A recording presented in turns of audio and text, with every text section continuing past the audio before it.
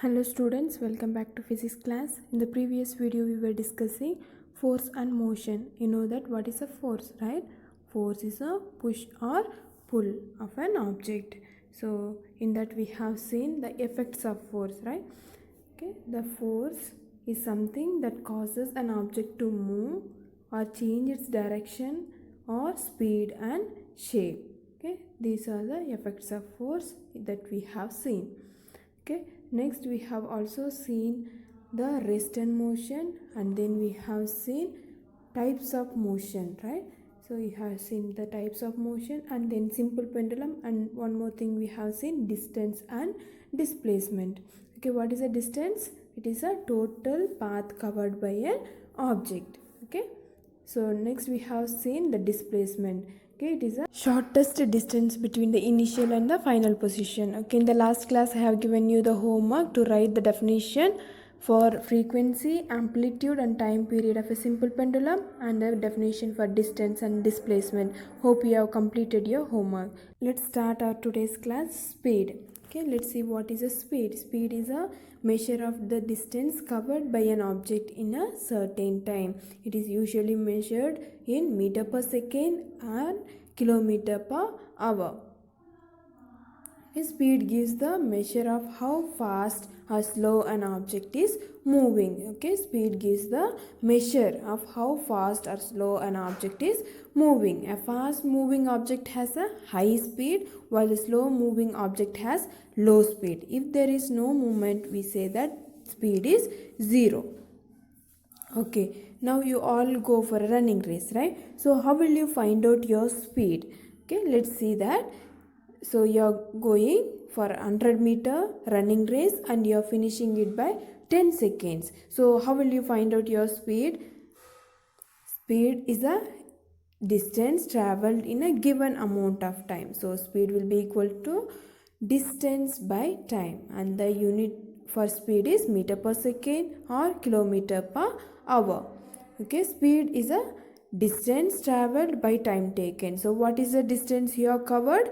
It is 100-meter race, right? So it is 100 meter. What is the time taken by you? It is 10 seconds. So what is your speed now? So 0 and 0 will get cancelled. 10 will remain meter, and then the denominator you have second. So 10 meter per second. What is your speed? It is 10 meter per second. Okay, so you know the formula to find the speed, that is distance by time.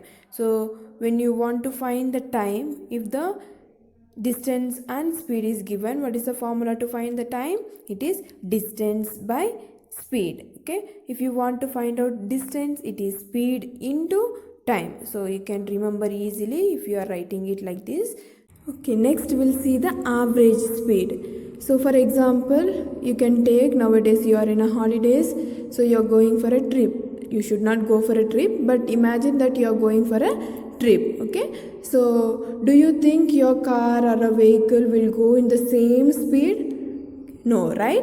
If there is a traffic or if it is a crowded area, you cannot go with the same speed, right? The speed of the vehicle may vary. For this you have to find out the average speed. Okay, that is total distance covered by the body divided by total time taken. So how will you find out your average speed?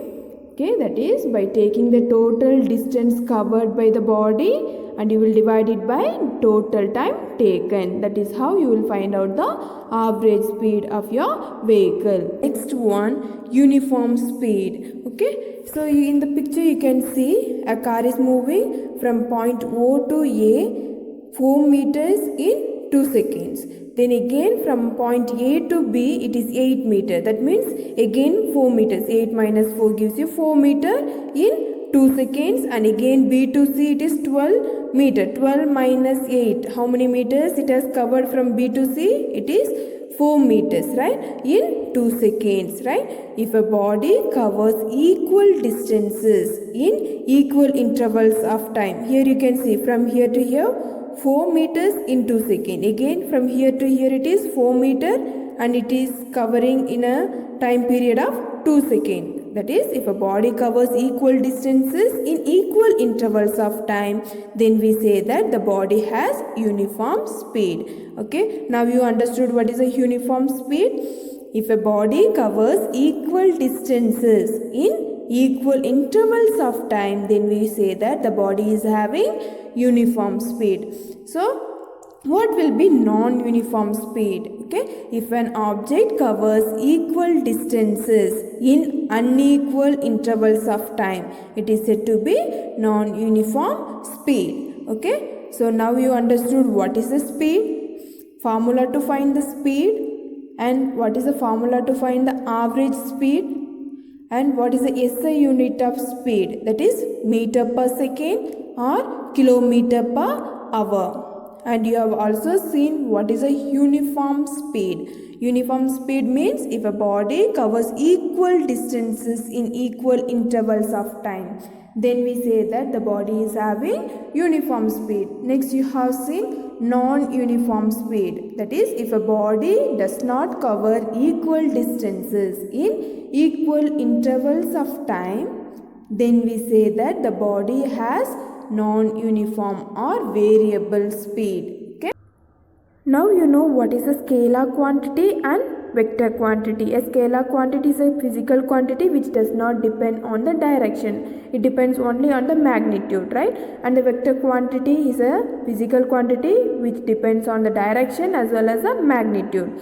So let's see whether the speed is a scalar quantity or a vector quantity. Okay. Speed does not take into account the direction of a body takes while in motion. So it is not depending on the direction of a body. So whether the speed is a scalar quantity or a vector quantity. Yes, it is a scalar quantity. Okay, let's solve one problem. A man jogs at a uniform speed of 16 km per hour. How much distance will he cover in 45 minutes? So here kilometer per hour, here it is minutes, so you have to convert it into hour. Okay, so what is given? Speed is equals to 16 km per hour, write it. Next, time is 45 minutes, convert it into hour, that is 45 divided by 60, that gives you in hour. Okay, distance is equals to, you know the formula, speed into time taken. So what is the speed given? 16 kilometer, and the time taken is 45 divided by 60. Why it is divided by 60? You are converting minutes into hour. So 45 divided by 60, that gives you 12 kilometers. So the total distance covered by him is 12 kilometers. So what is the formula to find the distance? That is equals to speed into time. So how did you get this formula? You know the formula to find the speed. Speed is equals to distance by time taken, right? So when you want to find out distance, it is speed into time. Okay, that's all for today. So we'll try to solve some more problems in our next video.